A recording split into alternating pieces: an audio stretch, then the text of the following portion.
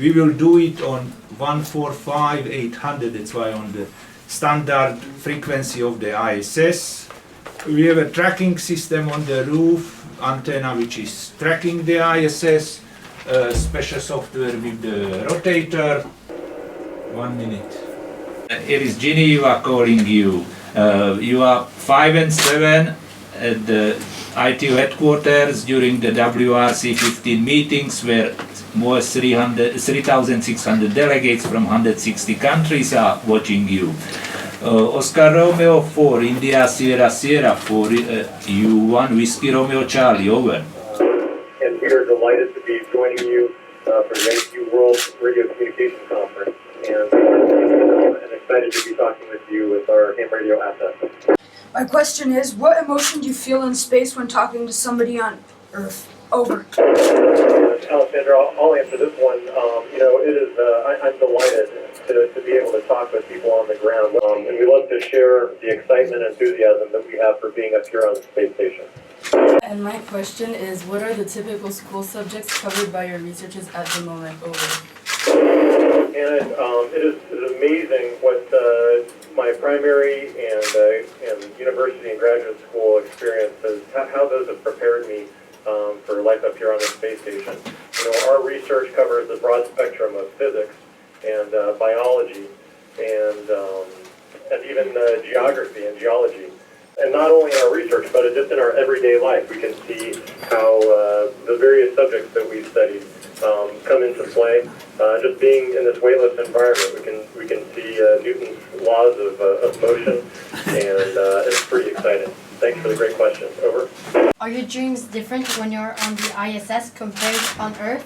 Over. Thank you for this question, Martin. Yes, that is quite different. When I was in 2 years to dream on the space station without gravity, but now we are spending, living in ISS for more than 100 years, 100 days. So now I'm dreaming about living in ISS without gravity. About like a 50% of my dream is on orbit without gravity, and 50% actually I still living on Earth with gravity and doing normal stuff. So we're in the ITU's amateur radio station, and we just made contact with the International Space Station as it flew over this area. And I got to ask the astronauts a question about the importance of the radio frequency spectrum to them. The radio spectrum is incredibly important, not only for what we're doing right now, the ability to communicate between the space station and Earth, but just the management of the radio spectrum so that we can accommodate the communications that are required for aircraft, for business communications, for cell phone communications, all those things that I think many of us take for granted. To me, it's just thrilling. I had no idea when I came here that I would have this opportunity, and it was just a chance of a lifetime to speak to someone in space from here at the World Radio Conference. It was pretty spectacular because as you were talking to them, you could just imagine that they were on top of you, like in the sky, so that was pretty amazing.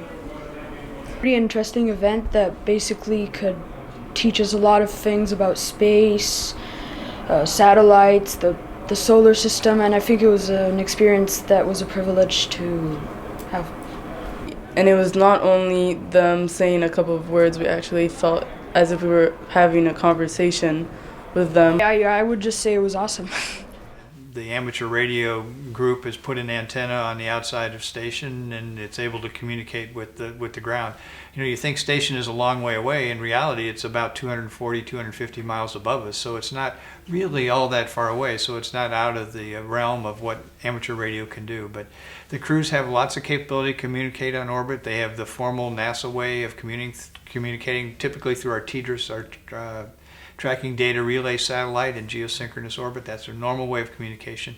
The crews also have internet available to them, so they can actually use an IP phone and they can actually call anyone they want on the Earth.